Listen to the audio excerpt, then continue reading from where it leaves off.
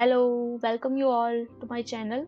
आज हम देखेंगे वेरिएबल के बारे में कुछ एक्सटर्नल इंफॉर्मेशन, कुछ हिडन चीजें जो वेरिएबल के बारे में शायद आप लोगों को ना पता हो या फिर कुछ लोगों को पता हो तो उनकी रिवाइज हो जाएगी। Let's see.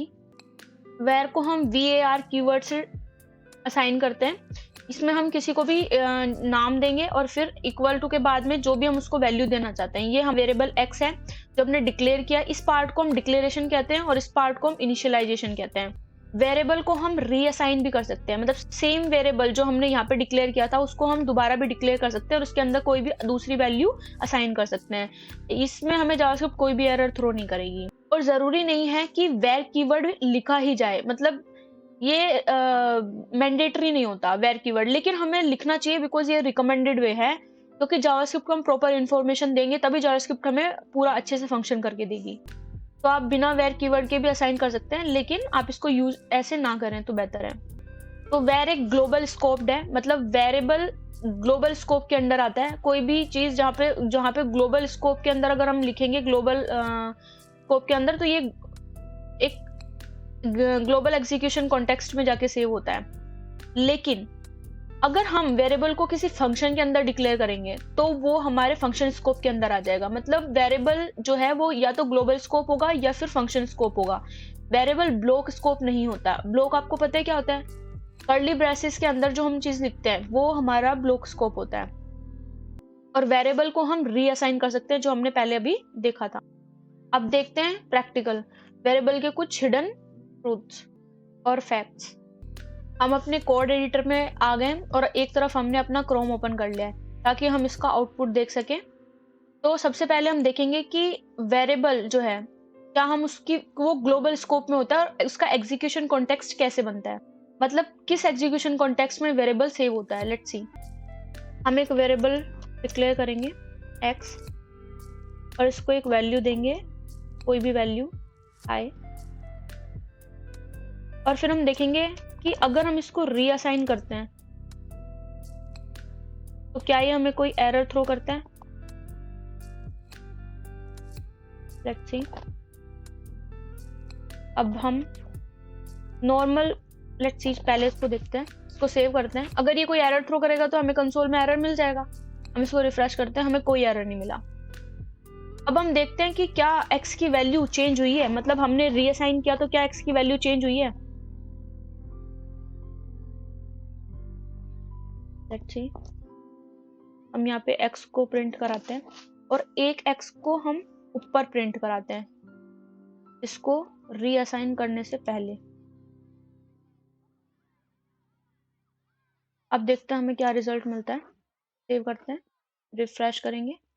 देखो यहाँ पे x की वैल्यू जब ये कोड रन हुआ, जावास्क्रिप्ट ने इसको रीड किया, तब 13 नंबर लाइन पे हमारी जो x की वैल्यू थी वो थी हाई। 13 नंबर से हमें हाई प्रिंट हुआ इस कंसोल से। लेकिन फिर हमने इसको रीअसाइन किया, रीडिक्लेयर किया, तो हमें जावास्क्रिप्ट ने कोई एरर नहीं दिया, लेकिन इसकी वैल्यू जो है x की वो चेंज करके हमें हिमांशी मिल गई, हमारा नाम। ठीक है, तो ये हमारा जावास्क्रिप्ट का है कि ये कभी भी हम जब वेरिएबल को हम रीड क्लियर करते हैं तो वो हमें एरर थ्रो नहीं करता है। इसको कमेंट करते हैं और आगे देखते हैं। अब हम देखते हैं कि अगर वेरिएबल को हम कोई भी वेरिएबल ले लिया, उसमें हम उसको हमने एक ग्लोबल स्कोप में, मतलब ग्लोबल में डिक्लेयर किया और फिर हमने उसको प्रिंट कराया। Let's see. फंक्शन डिक्लेयर करते हैं। फंक्शन डिक्लेयर करा, हम किसी भी नाम से फंक्शन डिक्लेयर कर देंगे। Let's check.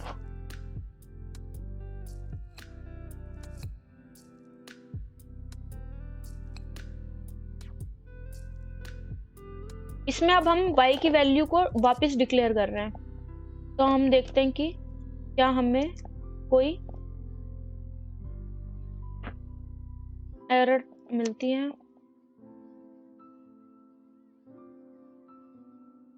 वर्ल्ड, और यहाँ पे हम कंसोल की वैल्यू प्रिंट कराएंगे, तो हम देखेंगे कि क्या ये कंसोल की वैल्यू हमारी ऊपर वाली लेगा, ग्लोबल वाली, या इनर वाली लेगा।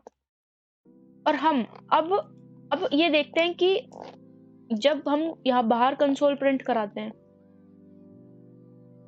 तो हमारी ये वैल्यू ऊपर वाली लेगा या बाहर वाली लेगा। लेट्स सेव इट, रिफ्रेश करते हैं। देखो इस वाले फंक्शन के अंदर ये कोड गया ही नहीं, इस वाले फंक्शन के अंदर गया ही नहीं क्योंकि हमने इसको कॉल नहीं किया। लेट्स चेक को कॉल करते हैं, सेव करेंगे, रिफ्रेश करेंगे। सबसे पहले ये कोड यहाँ आया, जावास्क्रिप्ट यहाँ मतलब ब्राउजर ने इसको रीड करना स्टार्ट किया, फंक्शन के अंदर कॉल हुआ, फंक्शन कॉल हुआ सबसे पहले, तो फंक्शन के अंदर ये गया, उसके बाद में ये प्रिंट हुआ। इसका मतलब इसने पहले चेक किया फंक्शन के अंदर, क्या फंक्शन के अंदर y की वैल्यू है, तो है, ये हमने डिक्लेयर कर रखा है दोबारा से, तो इसने यहाँ पे ले लिया, तो इसने हमें वर्ल्ड प्रिंट करा दिया। लेकिन अगर मान लो यहाँ पे फंक्शन नहीं होता, अगर फंक्शन के अंदर y नहीं होता, तो ये क्या करता, रिफ्रेश करेंगे, इसने y की वैल्यू फंक्शन के अंदर चेक की, फंक्शन के अंदर इसको y की वैल्यू नहीं मिली, उसके बाद इसने ग्लोबल स्कोप में चेक की, उसके बाद इसको y की वैल्यू मिल गई और इसने y की वैल्यू प्रिंट करा दी। फिर ये बाहर आया, ये फंक्शन का काम खत्म हो गया, अब ये बाहर आया, बाहर इसने देखा कि अब y की वैल्यू क्या है, y की वैल्यू क्या, क्योंकि फंक्शन के अंदर अगर हमने कोई भी y डिक्लेयर किया होगा तो वो हमारा बाहर हम एक्सेस नहीं कर पाएंगे, क्योंकि वेरिएबल क्या है हमारा, फंक्शन स्कोप्ड है। तो यहाँ पे y की वैल्यू क्या ले लेगा, वो हाई ले लेगा। लेकिन अगर मान लो हमने जो y की वैल्यू फंक्शन के अंदर डिक्लेयर करी थी, क्या उससे इसके ऊपर कुछ इंपैक्ट पड़ता है, लेट्स सी, सेव करेंगे, रिफ्रेश करेंगे, हाय, इस लाइन से हमें वर्ल्ड मिल गया क्योंकि हम यहाँ पे हमने रीअसाइन कर दिया वैल्यू। लेकिन जब ये फंक्शन के बाहर निकला तो फंक्शन के अंदर वाली वैल्यू को इसने ओवरराइट नहीं किया, इसने y की वैल्यू को किस ली, जो ग्लोबल स्कोप में थी। इसका मतलब हमें समझ आ गया कि वेरिएबल का क्या है, अगर हम वेरिएबल को फंक्शन के अंदर राइट करेंगे, फंक्शन के अंदर डिक्लेयर करेंगे, तो वो ओवरराइट नहीं करेगा, y फंक्शन स्कोप्ड है और ग्लोबल स्कोप्ड है। लेकिन अगर हम यहाँ पे फंक्शन की जगह अगर हम कोई भी ब्लॉक स्कोप लेते हैं, ब्लॉक स्कोप जैसे मान लो हम ले लें इफ स्टेटमेंट ले लेते हैं, या while, do while, for loop, कुछ भी हो सकता है वो। इफ स्टेटमेंट ली, यहाँ पे हमने ट्रू लिखा बिकॉज वो इसके अंदर आएगा। अब हम देखते हैं कि क्या अब ये इसकी वैल्यू को ओवरराइट करता है यहाँ पे या फिर नहीं करता। अगर ये करता है, इसका मतलब इसने इसके ऊपर इफ का कोई इम्पैक्ट नहीं है, मतलब इफ के अंदर इसका जो स्कोप है वो ग्लोबल है। लेट्स चेक, सेव करें, रिफ्रेश करते हैं, वर्ल्ड मिला। यहाँ पे हमें सिंटैक्स एरर मिला बिकॉज हमने इस फंक्शन को रिमूव नहीं किया। Save this, world.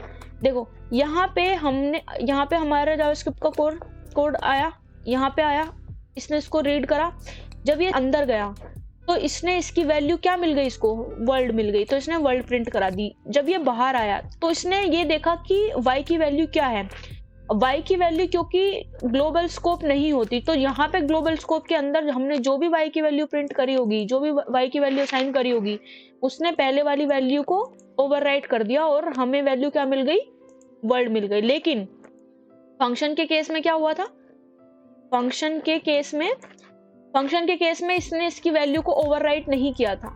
तो इसका मतलब हमें समझ आ गया कि वेरिएबल जो है या तो वो फंक्शन स्कोप है या फिर वो ग्लोबल स्कोप्ड है। So thanks for watching this video, guys. If you like this video, please like, share and comment for further videos.